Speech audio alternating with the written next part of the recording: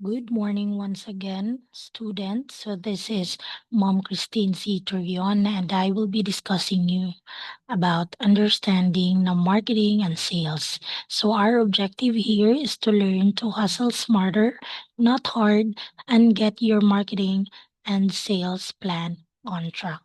So, our venture is Tropico and I am the CEO. So, my topic is to discuss marketing versus sales, understanding the difference, and of course, to overview of marketing. So first is we have to differentiate marketing and sales. So marketing, the purpose of marketing is creating awareness and establish a brand identity. So when we will have our business, we have a specific brand. We have this brand in order for us to know in the market. And this brand identity would make us distinct to one another or other business company. So this is now our market. Now, when we talk about sales, is this is now the deals or generating revenue. Ito na yung mga pesos na pumapasok sa atin. Ito na yung pera na pumapasok sa kumpanya natin. Sorry.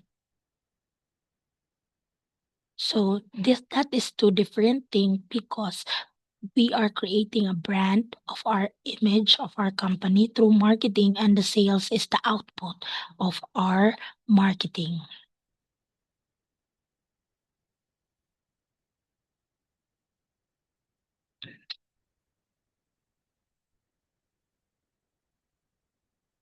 So when we talk about marketing, it generates interest, leads, and include market research, branding, content creation, public relation, content creation, and advertising.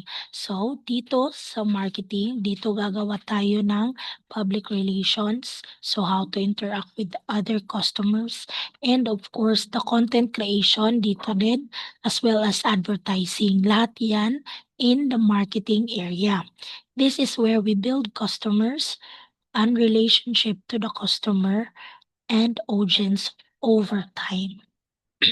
So one of the example of this is the marketing channel. So you can play it here for marketing channel. As for the sales, this is where convert leads to paying customer, including making sales call, conducting product demonstration, negotiation terms, and closing deals. Activities are often more immediate and transactional. So ito yung tinatawag natin ng promodizer. They will be the one to endorse the product. Ito din yung mga call center agent who also negotiate to have a sales on the product, and also direct selling, so TikTok, online, so they do this, no, sales call, no, dito yung ide-demo nila yung product, no, dito nasa sales mangyayari yan. And that is two different thing. Usually kasi is parang pareho lang sila in interpretation, but they are two different things. Now next is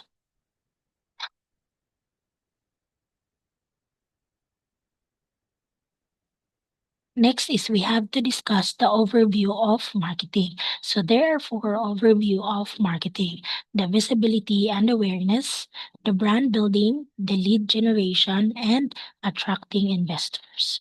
So for the visibility and awareness, without marketing, your brilliant product remains shrouded in obscurity.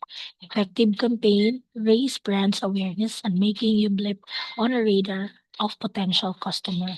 So our marketing is the reason why our product will be known to the market, because this will make our company visible and this will make our company be known to the market. So marketing is very important for us to be known in the market. This will make our brilliant idea make in reality using what? Using advertisement, commercialization, poster, social media, interaction, ads, shop ads, and everything we can do. We have to create a campaign, no? Is example, if they're gonna subscribe for the first month, they have bonus discounts. So we're gonna do that in order to make our company be visible and aware in the market. Number two is the brand building. So marketing sculpts your brand image, shaping how the world perceive your company through consistent messaging and communication. You build trust, loyalty, and advocacy, turning customer into brand champion. So this time, this is how we create our brand. This is building our brand. So we wanted to create our own image of our brand because sooner or later we will have our competitor, we will have our competition in the market. And in order to win that, we have to build the trust. Dapat meron tayong trust na set sa mga customer natin. How are we going to do that? In order for that is we have to continue messaging them. So say for example, we have established app the Trapico. So after a 1 month of subscribing, we have to ask for survey.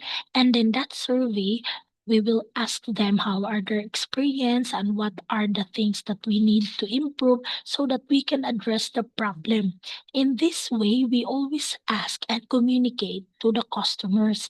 So this time, we build trust and loyalty to them kasi they can feel na hindi pala kami ano lang, pariwara lang, hindi pala kami hindi pinapakinggan kasi we always listen to them. And in that way, we can create our brand, no, na napaka-strong and brand image that are customer friendly. So that is how we create a strong brand. Okay, number three is lead generation. For the lead generation, marketing attracts like magnet, drawing your ideal customers towards your offering. It generates leads, nurture them through the buying journey, and ultimately converts them into paying customer. So of course, because of this marketing, it will attract customers, no? Para siyang magnet in our business. The ideal customer would like to try what you offer. And then if they will be able to try your product or your company offers, so this will serve as their basis on their satisfaction. And if they are satisfied with your product, meron ka ng free na advertisement to other people kasi they will also share that to others. Say for example, our business is Trapico.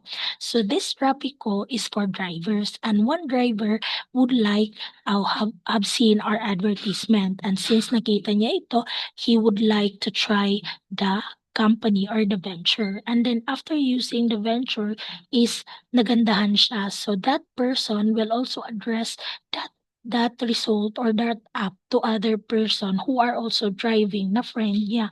So in that way, nagli-lead na siya ng generation of sales and not just for one person kasi sinishare na niya. So marami na yung nakakarinig ng good news na meron na palang ganitong product, ganyan, ganyan. So that is lead generation. Okay, number 4 is attracting investors. So for startup, seeking funding, a solid marketing strategy is often a key factor in attracting investors. Investors want to see a startup that understands its market, knows its customer, and has a clear plan for growth. So this marketing will also show you how to attract investors by seeking funding. Of course, as a startup company, we need funding in our business. And with marketing, we can often share our needs and our projection sales and predicted na mangyayari sa company natin. This will attract investors to give money or to invest in our company, no? Because the investors want to see the startup understand its market. And when we understand our market, that is marketing, no? Marketing kasi we need to understand our market. And this is also a part that we need to know our customers. And yun mangyayari if we do the marketing research. Ayan. So that is the overview of marketing. And for the third topic, it will be discussed by Sir Glenn, the COO, and for the fourth and fifth will be discussed by Sir Jerry Orbeta.